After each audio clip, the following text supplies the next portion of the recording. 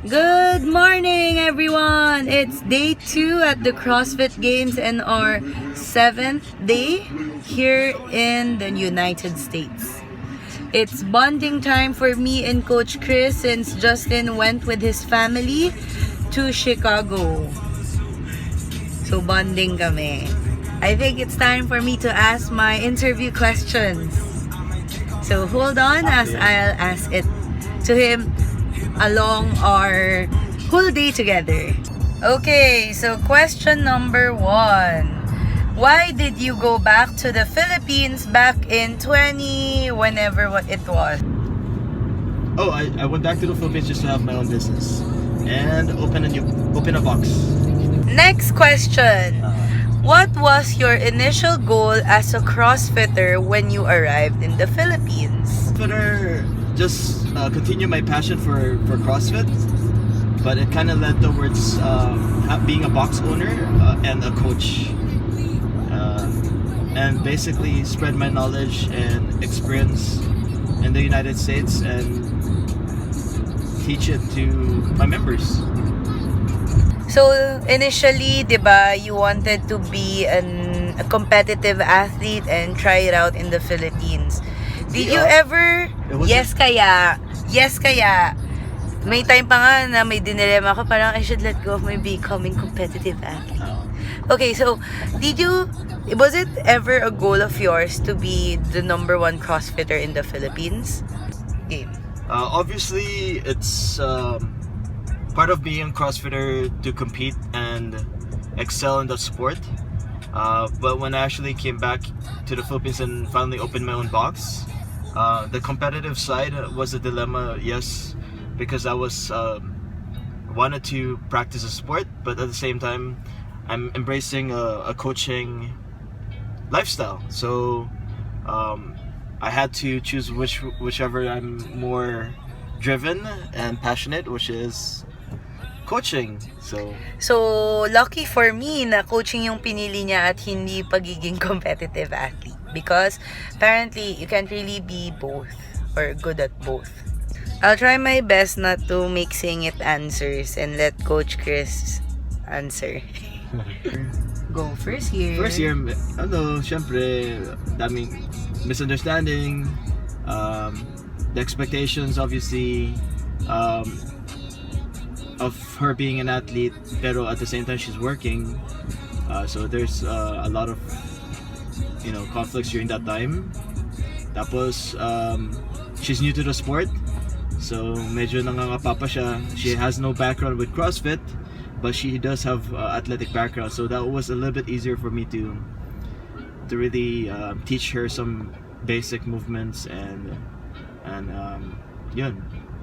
Rin kami na we actually hired a coach for gymnastics on weekends to actually have her practice her handstand walk And muscle ups. So yun. Pero it was a long journey from her. If you've observed Dan's journey for CrossFit when she first started competing, it started with a keeping pull-ups. Tapos you can see that keeping chest to bar na single piso yun, na sobrang struggling. Tapos yung piso na toes to bar. Tapos yung parang hit and miss na muscle up, na parang the ring muscle up part. So it was a really a journey. I mean, it was a process.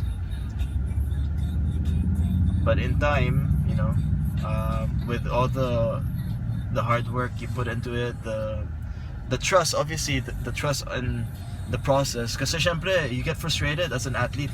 Did you feel frustrated back then? A lot of frustration, like did you even question am I doing this right? Is this the right program for me? So parang kasi ang daming malalakas when she first started, baguhan pa lang si Tenon, and then her first competition sa scaled, gold na agad. So within a couple months after, sabak agad sa RX. Paano kasi nangyari nun? Di ko na question yung program ever kasi there were progress and improvements eh. So parang it was a matter of just keep doing the work. And siguro patient ka lang And talaga. patience. Kasi kita agad eh. It's not as if it was like a whole year of no improvements. Kaya, naging okay lang siya for me. So, I keep a notebook of my yearly trainings Oh, yes. from 2016, 17, 18, and 19. So, four volumes na siya. So, it's now time to find out the evolution of how my programming back then was and how it evolved to become the AGCF Athletes Camp. Go. Okay, so when I first started the program with Dan, obviously I required her to get a notebook. So siya lang yata ang athlete ko na nag-keep na notebook. Actually, siya lang naman ang athlete ko talaga ever since na nag-keep na notebook. Pilingero na maraming athlete noon. So 2 years siya nag-keep na note of every year may notebook yan. Basta every after workout may notebook yan. So obviously meron hatch program, this is the strengthening cycle goes on a, you know, because I believe that, you know, it's built over time, so you can't miss that. Gymnastics always nandiyan yan kasi, you know, always strict before kipping. She's always been doing a lot of strict from... Tapos ito pa, yung strict na yun, kung ngayon yung gymnastics part is like 15-minute long lang. It took me 30-minute long to finish the strict movements. There were no time caps because it was either you finish or you did not finish. The gymnastics part is really crucial for Ten kasi may lakas naman siya, may endurance part siya, pero I really want her to excel gymnastics kasi medyo, yun lang naman ang forte ko na natatalo ko siya, which is back then. I can do all the gymnastics and she couldn't. So parang I really want her to excel and to, you know, to be good at it. So I get frustrated when I start to do a programming and she doesn't finish it. Even though she does it by herself, I still expect her to finish it, and if she doesn't, then medyo galit ako, kaya at one point tatawag akong dad kasi lagi akong galit sa kanya. Okay, so now yung how my notebook used to look has evolved into the Athletes Camp. So, ilang parts ba ang Athletes Camp ngayon? So, ang Athletes Camp program, it's usually the genesis of the Athletes program is the what Ten has been doing for the longest time. It has evolved because not only I program for the best, which is 10, but also to the members that I have. So the dilemma was, okay, parang sobra yatang taas ng standard, baka hindi magawa ng athletes. So, but what I learned about CrossFit, you don't program for the average CrossFitters, you program for the best ones. So you don't, you know, give them. So I program for the best. Tapos, nakikita ko, I mean, they're able to do it. So, parang why would I change the original programming? I basically just have to improve and make sure that it fits their time, which is 2 hours for Athletes Camp. Because when he started, yung Athletes Camp umabot ng napakahaba and then we had to really adjust. Oo, sobrang, I think for the first few months, parang... First day, no, it was first day. the first day that we transitioned to AGCF Athletes Camp under Coach Chris. Sobrang haba, di kinaya. Oo. So, evolve until naging... Kaya na siya, tapos nasanay na yung mga tao sa Athletes Camp.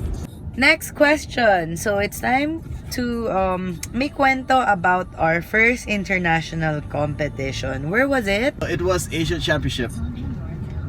Okay, In Thailand. In Thailand. Ano yung naging take home nating realization?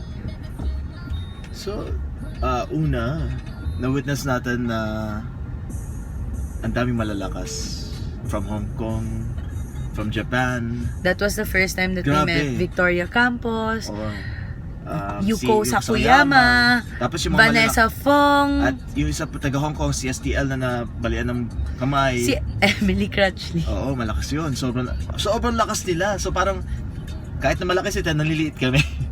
Actually, malaki ako nun pero hindi ako muscular. Oo.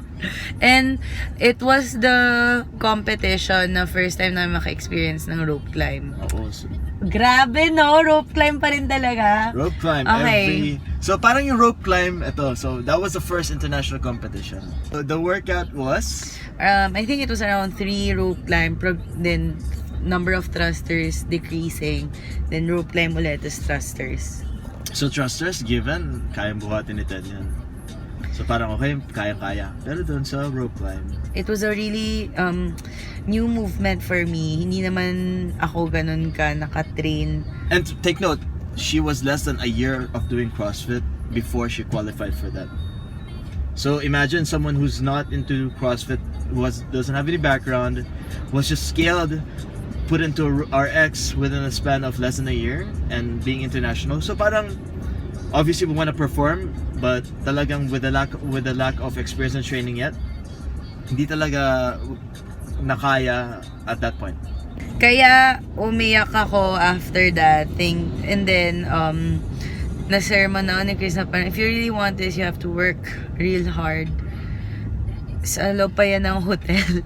Nung umiiyak. And then, Parang- you have to work real hard. Parang kunasyon ko siya na, do you really want this? Or are you really, is this sport for you? Parang, kailangan mong siyang i-embrace na parang, kung gusto mo talaga siya.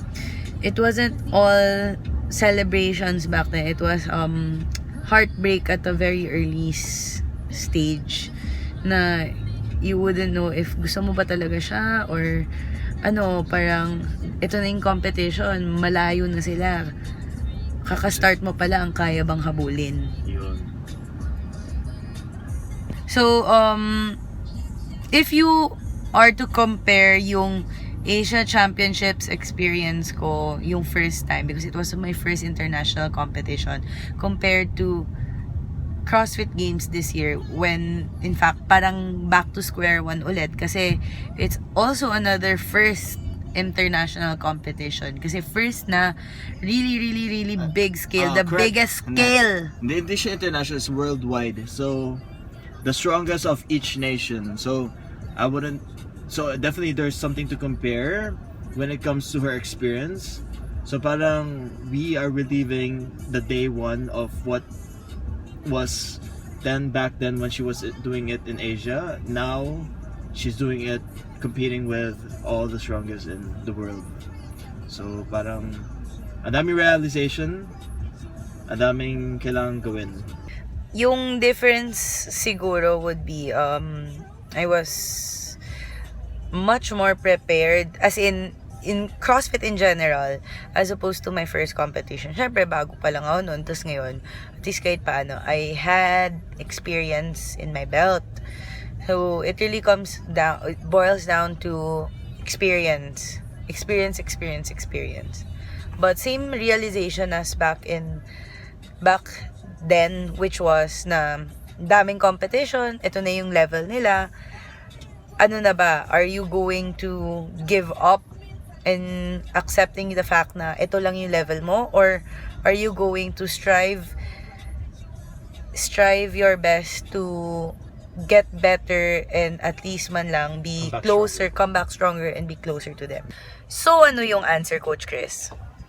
Definitely, lahat naman kasi the decision is not for me to make. I have my own sentiments and my vision for my athletes, but nasa kanila talaga. I leave it up to them because I really want them to find it in their heart and sink into their mind that this is what they really want to do.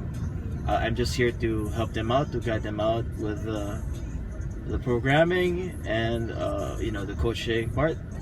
But if the heart and fires up and they say, let's do this again, let's work hard, then I'm 100% supportive.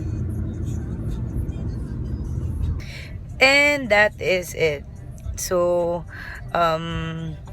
thank you, Coach Chris, for entertaining my ambush questions. Ambush interview. And thank you for always guiding me in my training, and syempre sometimes in life na, especially in business, syempre business partners rin naman tayo. So, at the same time, the difference now pala is she's not just an athlete lang. Back then she was an athlete. Now she's a coach, a business partner, and things have changed. So more than being just my coach, medyo naging mentor ko na rin siya in other aspects of the CrossFit world. Yun. So, You guys were watching? hindi pa. Ay, wala ba?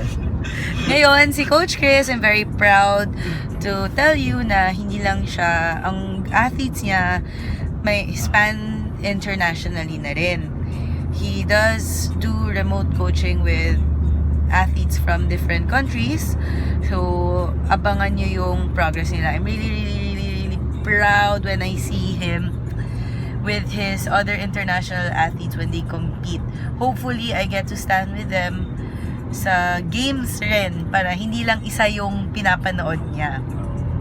So, for those international athletes under Coach Chris's wing, do your best and then hopefully we can see each other in the CrossFit Games. Yes. Be together. Then, for those who are interested, you can still be a remote student of my coach. I don't know the rates. Best 2 p.m. at Chris Young was in Instagram. Thank you everyone for watching this vlog. I have a separate vlog for my tour sa loob ng vendor village and festivals ng CrossFit Games. So, abangan nyo siya. And a separate vlog for all the food that I'll be eating here in the United States. So, again, if you're enjoying my videos, hit subscribe and like.